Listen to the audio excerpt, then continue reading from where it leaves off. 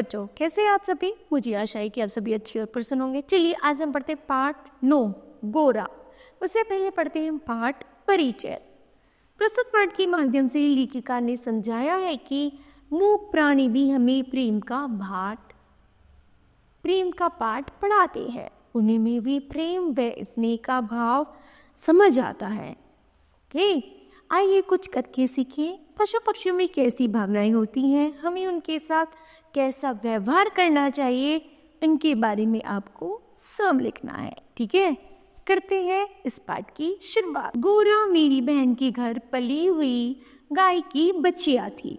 उसे इतने स्नेह और दुलार से पाला गया था कि वह अन्य गोवत्साओं से कुछ विशिष्ट हो गई थी। बहन ने एक दिन कहा, तुम इतने पशु पक्षी पालती हो, एक गाय क्यों नहीं पाल लेती जिसका कुछ उपयोग हो। वास्तव में मेरी छोटी बहन श्यामा अपनी लौकिक बुद्धि में मुझसे बहुत बड़ी है और बचपन से ही उसकी कर्मनिष्ठा और व्यवहार कुशलता की बहुत प्रशंसा होती रही है। यदि वह आत्मविश्वास के साथ कुछ कहती है तो उसका विचार संक्रामक रोग के समान सुनने वालों को तत्काल प्रभावित करता है। उसके भाषण ने मुझे इतना अधिक प्रभावित किया कि तत्काल उसके सुझाव का कार्यान्वयन आवश्यक हो गया। अर्थात जो उसकी बहन ने उसे समझाया तो उसे समझ आ गया कि यह सही कह रही है, मुझे वास्तव में एक गाय का पालन करना चाहिए।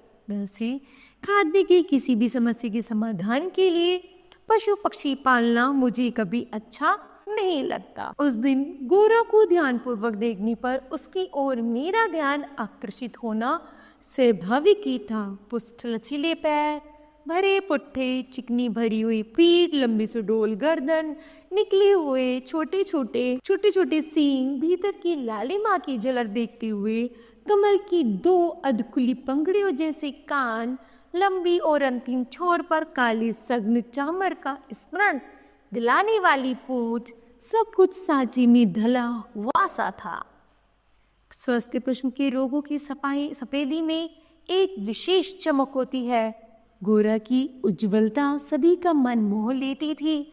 उसे देखकर ऐसा लगता था मानो उसके रोमों पर अभ्रक का चूर्ण मल दिया गया हो, जिसके कारण जिधर आलोक पड़ता था उधर विशेष चमक उत्पन्न हो जाती थी। गोरा को दिखते ही मेरी गाय पालने के संबंध में दुविधा निश्चय में बदल गई। जो उसके मन में संशय था कि मैं गाय पालूं या ना पालूं, लेकिन अब वो पक्का विश्वास हो गया था कि अब मैं गाय पाल कर ही रहूंगी। मेरे बंगले पर गाय के पहुंचने से मेरे परिचितों एवं परिचारकों में श्रद्धा भावना उमड़ पड़ी। उसे लाल सफेद गुलाबों की माला पहनाकर केसर रोली का बड़ा सा तिलक लगाया गया, घी का चौमुखा दिया जलाकर आरती उतारी गई और उसे दही पेड़ा लाया गया। उसका नामकरण हुआ गोरा। उसकी बड़ी चमकीली और काली आंखों में दिए की लो प्रतिफलित होकर बहुत सुंदर लग रही थी। गोरा वास्तव में बहुत आकर्षक थी। इसके चौड़े उज्जवल माथे और लंबे सांचे में ढले हुए मुख पर आंखें बर्फ में नीले जल के कुंडों के समान लगी थी। उसमें एक अनोखा विश्वास रहता था। गाय के नेत्र हिरण के समान चंचल ना होकर आत्मीय विश्वास से भरे होते हैं। महात्मा गांधी ने कहा है, गाय करुणा की कविता है। इसकी सार्थकता गाय की आंखें देखकर ही समझ जाती है। गाय की अलस मंथर गति से तुलना करने योग्य कम वस्तुएं हैं। तीव्र गति में सौंदर्य है, परंतु वह मंथर गति के सौंदर्य को नहीं पाता। बाण की तीव्र गति क्षण भर के लिए दृष्टि में चकाचौंध उत्पन्न कर देती है, किंतु मंद समीर से फूल का अपनी डाली पर होले होले हिलना मन को मोह लेता है। कुछ ही दिनों में गोरा इतनी हिलमिल गई कि अन्य पशु पक्षी अपनी लघुता और उसकी विशालता का अंतर भूल गए। कुत्ते बिल्ली उसके पैरों के बीच में खेलने लगे। पक्षी उसकी पीठ पर माथे पर बैठकर आनंद उठाते वह सभी को आवाज से ही नहीं, पैरों की आहट से भी पहचानने लगी। उसी समय का इतना अधिक बोध हो गया था कि मोटर की फटक में पहुंचते वह बाबा की ध्वनि से हमें पुकारने लगती। भोजन में देर हो जाने पर रंभा रंभा का सारा घर सिर पर उठा लेती थी। वह हमसे मान घिसने के समान ही निकटता चाहती थी। निकट जाने पर वह सहलाने के लिए गर्दन बढ़ा देती, हाथ फेरने पर अपना मुख आश्वस्त भाव से कंधे पर रखकर आंखें मूंद लेती, दूर जाने पर गर्दन घुमा घुमा कर देखती रहती। आवश्यकता के लिए उसके पास एक ही ध्वनि थी, परंतु उल्लास, दुख, आकुलता आदि की अनेक छाया उसकी आंखों में गहरा करती थी। मेरे नौकरों में से किसी को भी ढंग से दूध दोहना नहीं आता था। वे इस कार्य में बहुत समय लगा देते थे। गोरा के दूध देने से पूर्व जो ग्वाला हमारे यहाँ दूध देता था, जब उसने इस कार्य को करने का आग्रह किया तो हमारी समस्या का समाधान हो गया। अगले दिन से उसने गोरा का दूध दोहने का कार्य आरंभ कर दिया। 1 वर्ष के उपरांत गोरा एक सुंदर वत्स की माता बनी। वत्स अपने लाल रंग के कारण गेरू का पुतला सा जान पड़ता था। उसकी माथे पर पान के आकार का श्वेत तिलक और चारों पैरों में खुरों के ऊपर सफेद वलय ऐसे लगते थे मानो गेरू की बनी वत्स मूर्ति को चांदी से के आभूषणों से अलंकृत कर दिया हो गया हो। बछड़े का नाम रखा गया लाल मणि। माता पुत्र दोनों निकट रहने पर हिमराशि और जलते अंगारे का स्मरण कराते थे। गोरा प्रतिदिन 12 सेर दूध देती थी, अतः लालमणि के दूध पीने के बाद इतना अधिक दूध बचता था कि घर के अन्य पालतू पशु कुत्ते बिल्ली तक को दूध मिलता था। दूध दोहने के समय वे एक पंक्ति बनाकर बैठ जाते। महादेव उनके लिए निश्चित किए गए पात्रों में नाप नाप कर दूध डाल देते, जिसे पीने के उपरांत वे अपने अपने सुरों में कृतज्ञता ज्ञापन सा करते हुए गोरा के चारों तरफ उछलने कूदने लगते। पर अब समस्या थी कि दुग्ध दोहने के। घर की नौकरों को दुग्ध दोहना नहीं आता था, पर जिनको थोड़ा बहुत ज्ञान था वे घंटों लगा देते थे। गोरा के पहले जो ग्वाला मनिया दूध देता था उसको बुलाकर हमने इस समस्या का समाधान पा लिया। 2-3 मास के उपरांत गोरा ने दाना चारा बहुत कम कर दिया और उत्तरोत्तर दुर्बल और शिथिल रहने लगी। मैंने अनेक पशु चिकित्सकों को दिखाया। निरीक्षण, एक्सरे आदि के द्वारा वे रोग का निदान खोजते रहे। अंत में उन्होंने निर्णय दिया कि गोरा के शरीर में एक सुई चली गई है जो उसके रक्त संचार के साथ हृदय तक पहुंच गई है। इसमें हृदय के पार हो जाने पर गोरा की मृत्यु निश्चित है। मुझे कष्ट और आश्चर्य दोनों हुए। सुई किसनी और क्यों खिलाई? दाना चारा तो हम स्वयं देखभाल कर देते हैं, पर डॉक्टर के उत्तर से ज्ञान हुआ कि किसी ने गुड़ की बड़ी डली की पीछ रखकर सुई खिलाई है, जो सीधे गले से नीचे उतरकर हृदय में पहुंच गई है।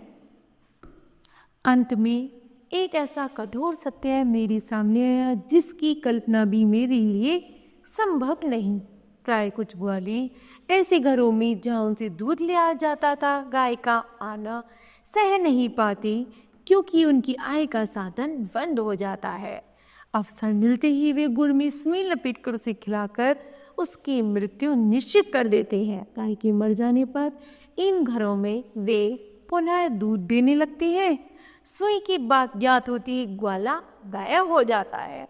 दिन प्रतिदिन गोरा की दशा सोचनी होती गई। वह याद करके आज ही मन सिहर उठता है। डॉक्टरों ने कहा गाय को सुई पर रस मिलाया जाए तो सुई पर कैल्शियम जमने से उसके चुभने की संभावना कम हो जाती है। गोरा को कई कई बार शेर सेबों का रस लाया जाता। ताकत के लिए इंजेक्शन दिए जाते। वह मोटे इंजेक्शन भी शल्य क्रिया के सामने दुखदाई होते। अब गोरा उठ भी नहीं पाती थी। पास बैठने पर वह अपना मुंह मेरे कंधे पर रख देती। बेचारे लालमणि को तो वो अपनी माँ की व्याधि और आसन मृत्यु का भी बोध नहीं था।